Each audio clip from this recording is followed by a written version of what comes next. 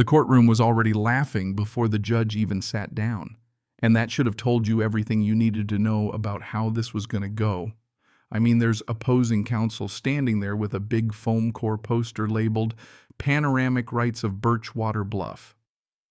And it's basically a stick figure, HOA president gazing out over my roof like it's the ceiling of the Sistine Chapel.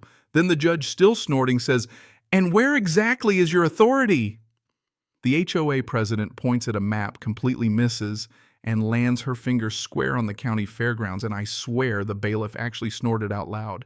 The judge had to wipe away a tear, and that's when I realized I'd better sit back, pop a mint, and just enjoy what was about to be the most entertaining legal circus of my life. But let me back up a sec, because you're probably wondering how a perfectly boring homeowner like me ends up in the middle of a courtroom sitcom. My name's Caleb Rohr. I'm a software engineer by trade, which basically means I avoid neighborhood politics like the plague. Bought myself a simple little ranch at the knee of Birchwater Bluff. Don't get excited, there's not a birch in sight, and the only bluff is the real estate agent's sense of humor. My one-story house has a gentle roof and a lemon tree that works harder than I do, pumping out fruit year-round. Life was peaceful until Mara Yates moved in. Now Mara, she's the HOA president and self-declared sightline steward. Give her a clipboard and she's like a gladiator at the gates. She moved in 3 years after me and ran for the board on some Restore Community Excellence platform, which I guess means hunting down imaginary problems. If you listen to Mara My House, which has sat there perfectly legal since 1998, is somehow blocking the HOA's vista of, wait for it, the Western Drainage Retention Area. Yeah. That's a fancy way of saying ditch with delusions of grandeur. The letters started coming like clockwork.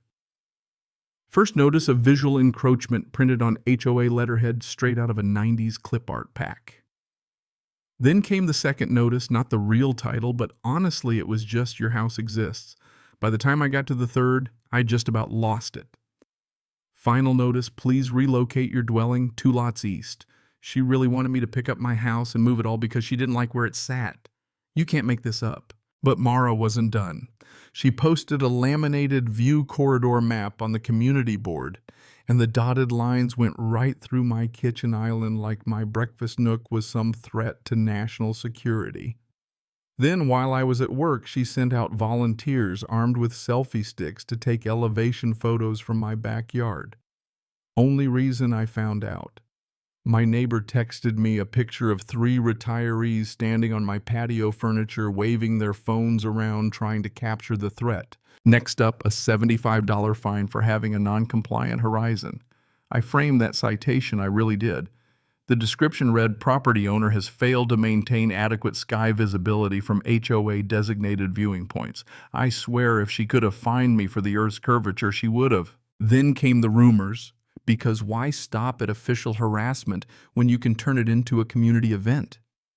According to the Pool Whisper Network, I was view hoarding and holding sunsets hostage. An old woman I'd never met flagged me down at the grocery store and demanded to know why I was being so selfish with the western sky. I told her maybe we could timeshare the sunset if she had a plan.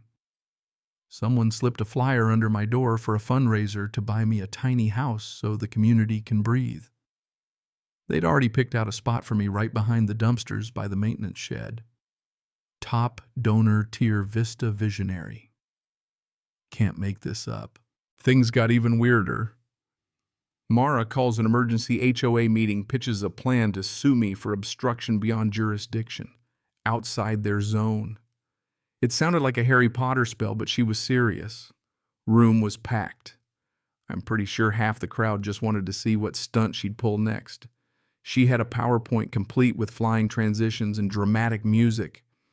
The covenants, which I had now read cover to cover out of self-defense, didn't mention view rights at all, just 3 references.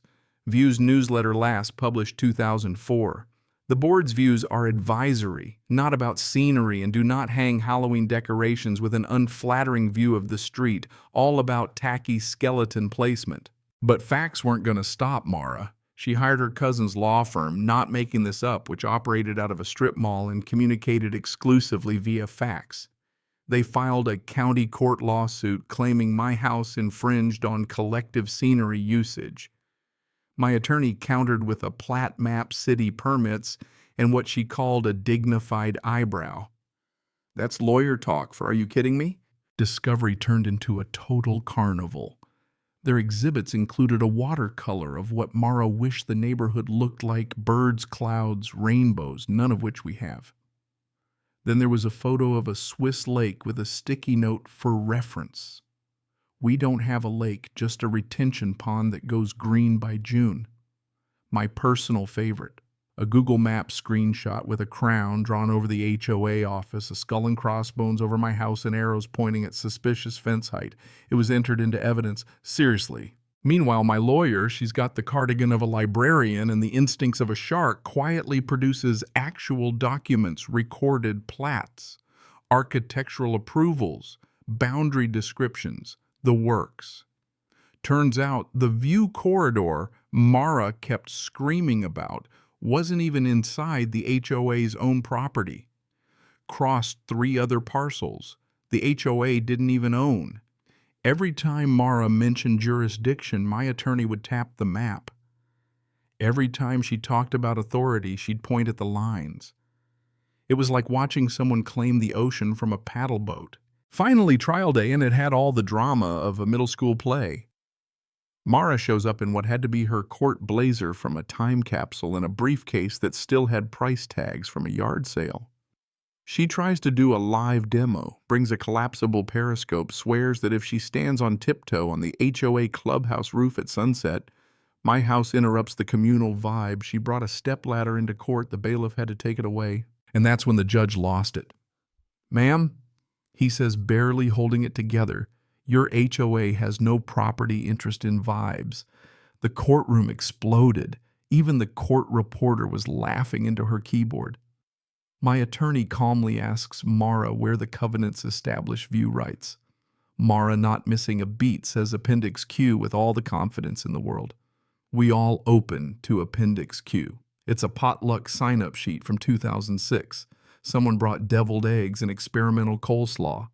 Someone else wrote surprise dish with a question mark. The judge just about fell off his bench, then banged his gavel and dismissed the suit with prejudice, but he wasn't done.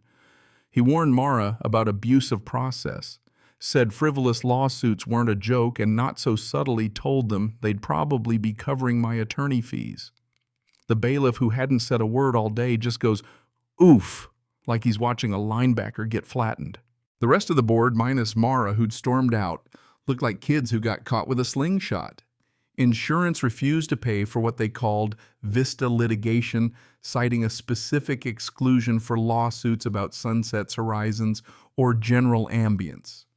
The HOA had to host a bake sale called Fund Our Feelings to pay their legal bills. The only thing that sold out was bottled water. Turns out irony's a thirsty business. Mara got voted out at the next board meeting unanimously. Her new gig, beautification committee, assigned to weed the very drainage ditch she once called the Western Overlook.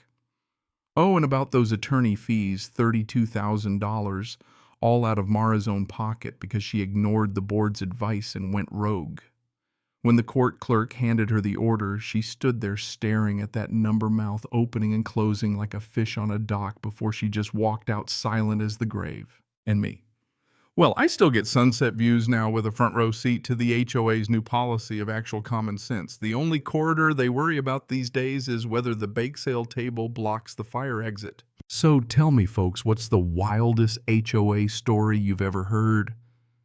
Where do you draw the line between community and control?